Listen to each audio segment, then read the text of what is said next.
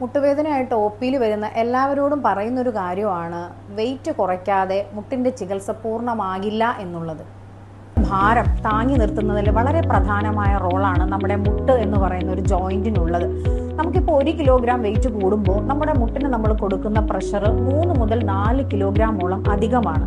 അതായത് ഇപ്പോൾ ഒരു 70 കിലോ ഉള്ള ഒരാൾ 75 കിലോയിലേക്ക് മാറുകയാണെങ്കിൽ അയാളുടെ മുട്ടിന് എക്സ്ട്രാ പ്രഷർ എന്ന് പറയുന്നത് 15 മുതൽ 20 കിലോഗ്രാമോളമാണ് താങ്ങേണ്ടി വരുന്നത്. അപ്പോൾ അവിടെ സംഭവിക്കുന്നത് നമ്മുടെ എല്ലുകളെ സംരക്ഷിച്ചു കൊണ്ടിട്ട് തരുണാസ്ഥി അല്ലെങ്കിൽ ഒരു കാർട്ടിലേജ് എന്ന് പറയുന്ന ഒരു ഭാഗം മുട്ടിനുണ്ട്. അപ്പോൾ ഈ അധികമായിട്ടുള്ളൊരു പ്രഷർ കാരണം വളരെ വേഗം തന്നെ ഈ തരുണാസ്ഥിക്ക് നാശം സംഭവിക്കുന്നുണ്ട്. അങ്ങനെ ഒരു നാശത്തിലേക്ക് എത്തുമ്പോൾ തന്നെ ജോയിൻറ്റിൻ്റെ ഇടയിൽ ഒരു ഫ്ലൂയിഡ് ഉണ്ടാകുന്നു, അതായത് ഒരു നീർക്കെട്ട്, നമ്മളതിന് ഇൻഫ്ലമേഷൻ എന്ന് പറയുന്നുണ്ട്. അതോടൊപ്പം തന്നെ അവർക്ക് വേദനയും കൂടുതലായിട്ട് വരുന്നുണ്ട്.